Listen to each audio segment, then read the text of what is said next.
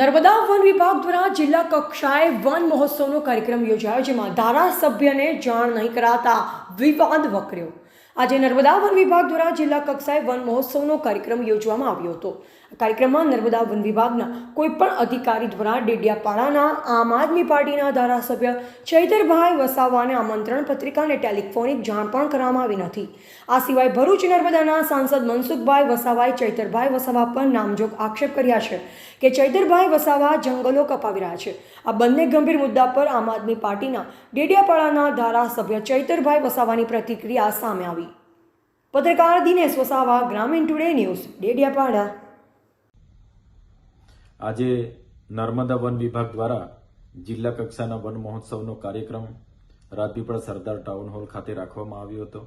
આ કાર્યક્રમને લઈને નર્મદા વન વિભાગના કોઈપણ અધિકારી દ્વારા મને આમંત્રણ પત્રિકા કે ટેલિફોનિક જાણ સુદ્ધા કરવામાં નથી આવી અને એક સરકારી પ્રતિનિધિ હોવાના નાતે પ્રોટોકોલ પ્રમાણે એમણે મને જાણ કરવી જોઈએ તે નથી કરી।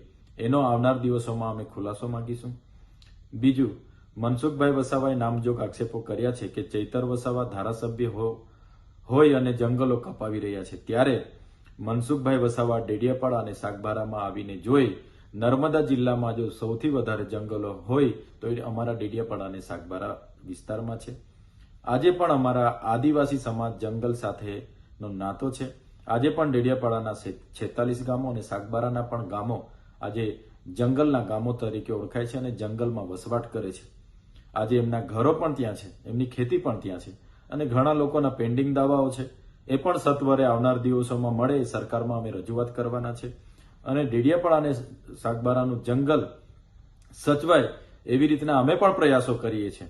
મનસુખભાઈ વસાવા, મેં જ્યાં મારું ઘર છે એ ઘર જંગલની જમીન પર અમે બનાવી છે એવા પણ આક્ષેપો કર્યા છે। ત્યારે મનસુખભાઈ વસાવાને હું વિનંતી કરું છું એ જાતે જ આવે અને એની ટેપ પટ્ટીથી જંગલની જમીન ક્યાં છે અને મારું ઘર ક્યાં છે તે માપી લે એવી એમને પણ હું વિનંતી કરું છું।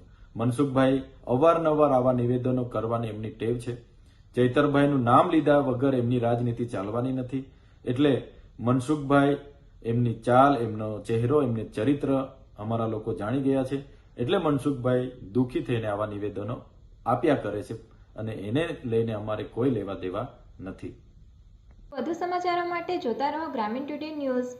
ગ્રામીણ ટુડે ન્યૂઝને લાઇક, શેર અને સબસ્ક્રાઇબ કરો।